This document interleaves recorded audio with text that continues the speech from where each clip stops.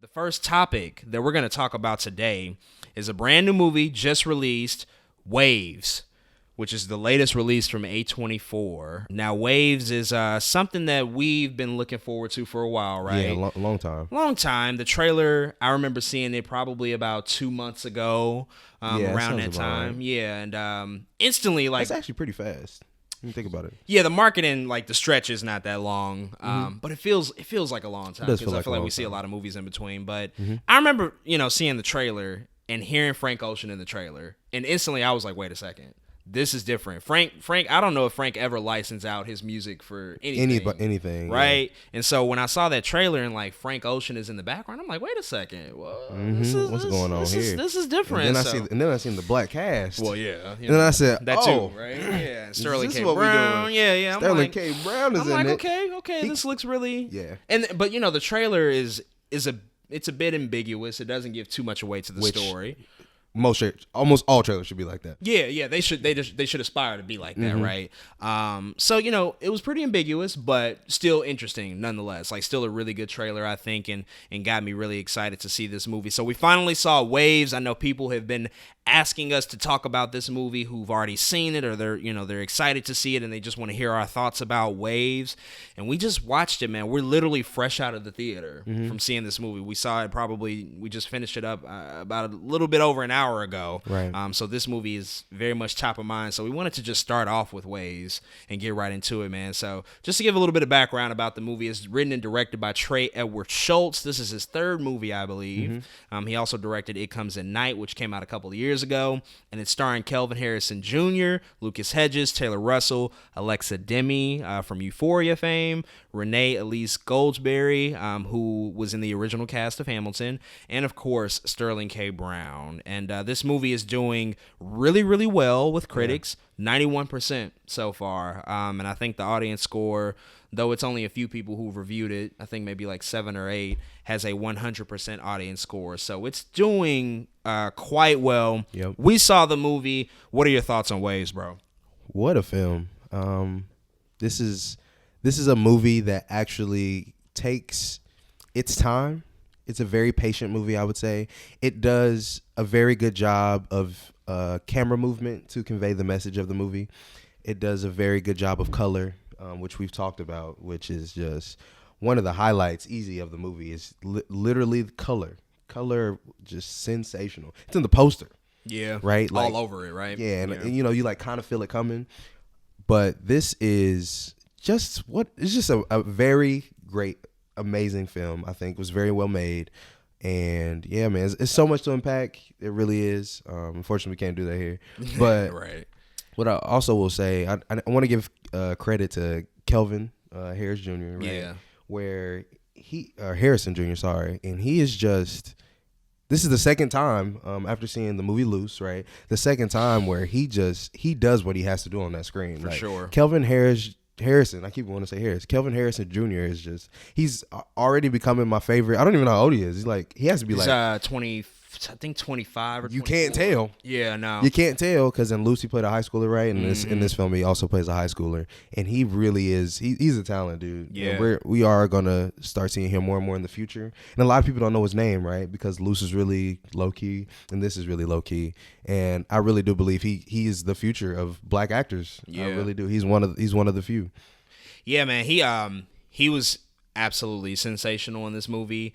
I would also give credit to Taylor Russell as well, who played his little sister in the movie. So just, without spoilers for Waves, generally this movie is about a black family, right? I wouldn't necessarily say it focuses on their identity of being a black family, right. But that is certainly a reality that is addressed a couple of times throughout the movie. But it's ultimately about a family, a suburban family, and their relationships with each other, and how they sort of navigate their lives.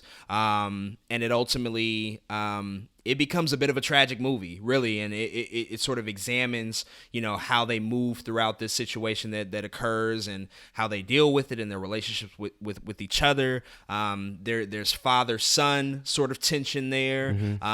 There's husband and wife tension there. Right. There's a lot, to unpack in terms of just like family structure and how it unfolds as like a family drama, right? And so there's a really strong, I would say, a really strong focus on that. that, in addition to the things that you mentioned about the technical aspects of the movie, Right. which I think it probably excels at better than anything else. Like when you talk about the cinematography, the direction of the camera, the color choices, all these things. And we got to talk about that soundtrack for a second, because the choices in this movie and the songs that are featured. If y'all listen to any kind of music that I think y'all listen to, this thing was bumping. Yes. The whole movie is bumping, y'all. Like this, and they're different songs too, right? They all don't have the same feel. Right. Some of them fit the mode or the mood perfectly. Yeah. And it pays off. Right. It pays off, y'all. I think I would best describe it as like, they're songs that you'll know, but they're not songs that you would hear that often. Right. Exactly. Like they're definitely songs that if you listen to certain artists, you'll know what they are. Like when it comes on, you're like, oh yeah, I know what song that is, right? But it's not necessarily like that artist's most recognizable song per se. Right. But it fits the structure and the narrative of the movie so well.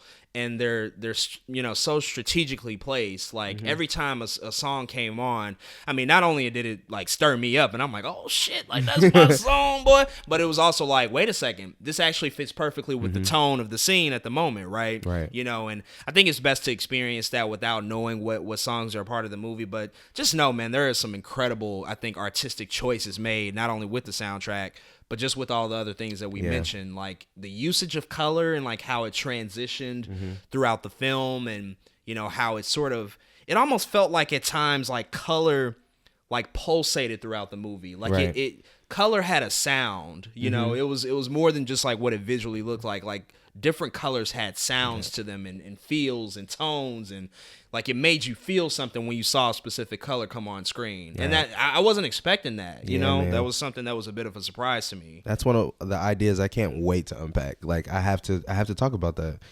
I've been telling Jordan ever since we left the theater, the title is my favorite part of the movie.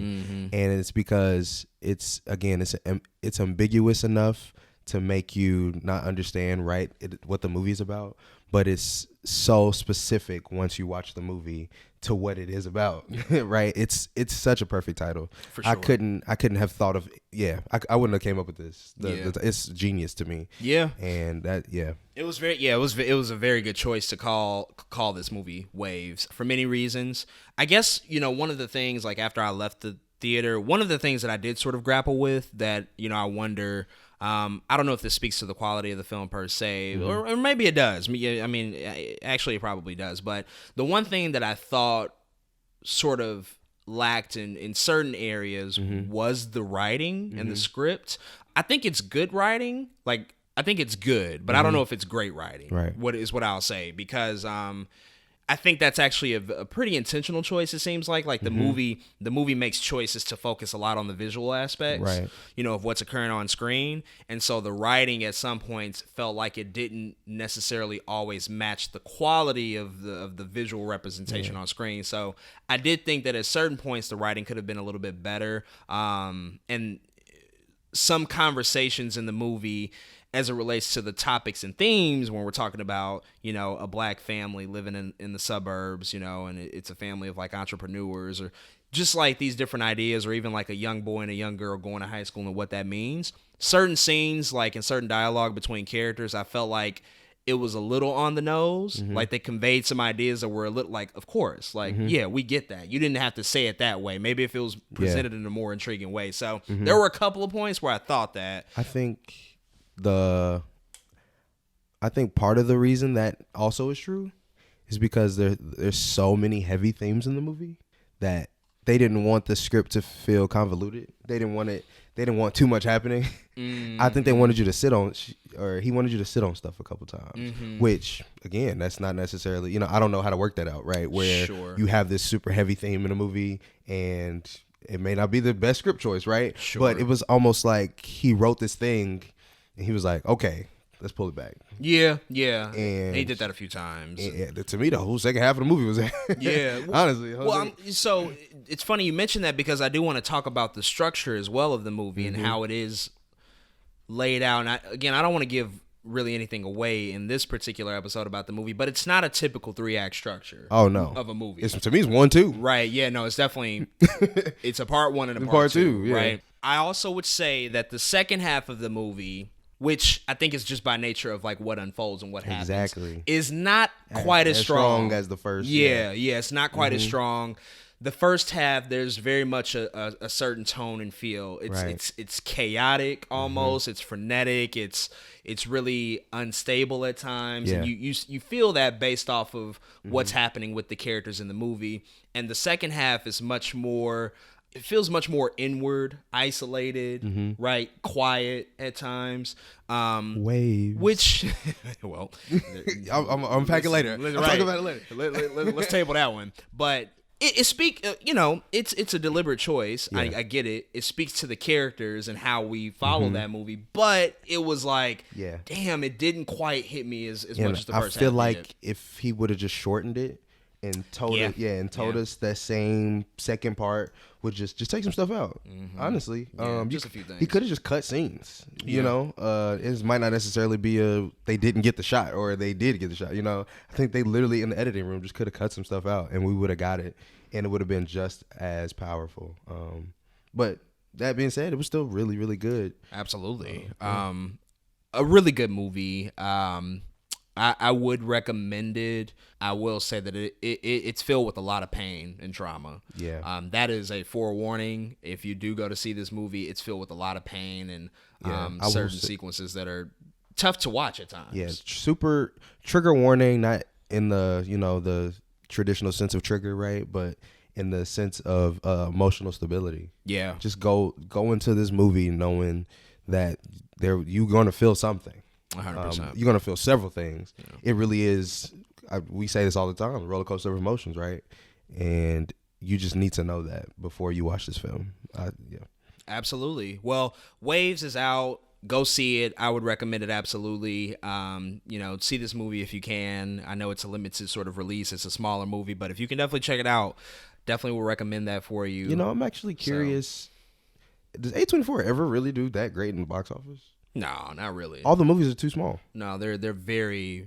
I mean, they're a niche studio, right? They know exactly the type of movie that they want to distribute, and so the releases on pretty much all of their films tend to be limited and don't make that much money. But they also don't cost much to make. Yeah, that's really interesting. Speaking to the the consumer of movies that we have today. Yeah, and I think A24 like. Because they're distributing the films, they're not necessarily producing them. They probably do like a 50-50 financing sort of situation where they'll pay for a certain portion of the cost. Right. Therefore, they don't lose that much based off of the distribution. But probably a few of their movies have made a decent amount of money. I think of like Ex Machina. I think was like Ex Machina probably did amazing. A pretty big one. Hereditary probably did really good. And was Lady Bird A24? Lady Bird's A24. Yeah, I think that probably did pretty well. So I think they have a few.